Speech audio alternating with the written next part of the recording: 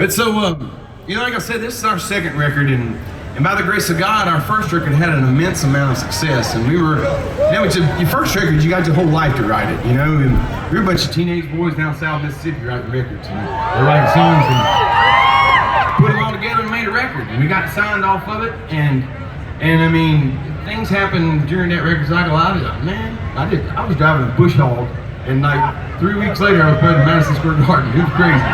But so I say all that. I don't say it bragging. I say it. I mean, I'm humbled by it and incredibly thankful for it. But I'm getting to a point, and the point was, by the end of that record, this was our first record to write as like a real band. We were a band, and we had a job to do. And we had put out this record, sold a bunch of millions of records, and traveled around the world, and now we had to do it again.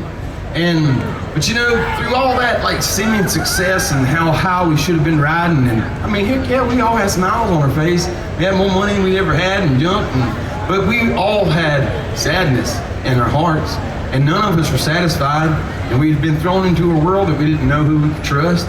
Kind of felt like nobody really loved us. They needed us for stuff, but they definitely didn't love us, And as I was kind of thinking back about this record and we was getting ready to come out on this tour, I think about how much we all go through that all the time. It wasn't just us, we all go through that. We walk through our days with smiles on our face, and so many times we have an emptiness in our heart because we don't know if we're good enough, and social media is wonderful at telling us that we're not good enough. It don't matter what you got, they'll show you something you don't have, And we walk through our lives not knowing who loves us, or if we're cared about, or if we have anybody, or if we're just walking through this world alone.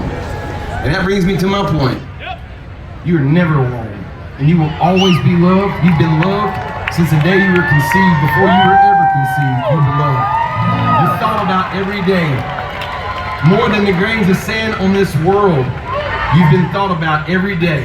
Yes. And Jesus Christ loves you. And He'll never leave you. He'll never leave you. You've never been alone. He was there with you every time. He'll be there with you every time, my friends. So just remember that, okay? You're never alone, and you'll always be loved because Jesus Christ loves you. God bless you, my friends.